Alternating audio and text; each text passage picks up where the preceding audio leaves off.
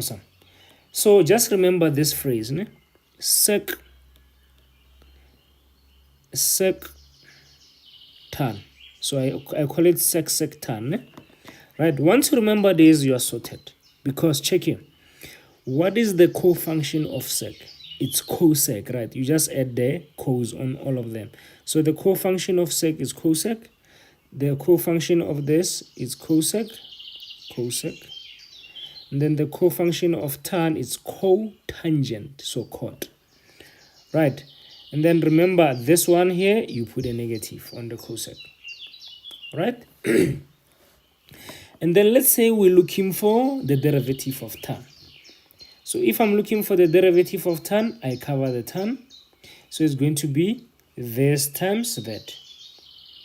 The derivative of tan is like I'm covering tan with my hand. What remains is sec times sec. So tan x is basically differentiated to become sec times sec, which is sec squared x. So this is sec squared x. The derivative of tan is sec squared x. And then let's say I'm looking for cot. If I'm looking to derive cot, I'm covering cot, so I'm left with cosec times negative cosec, which is negative cosec squared x. So here I'm going to have negative cosec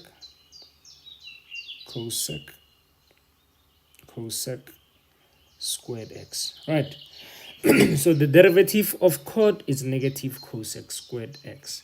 And obviously the integrals will just be the opposite, right? For example, the integral of cos x is sin x. The integral of negative sin x is cos x. The integral of sec squared x is tan x, and so on.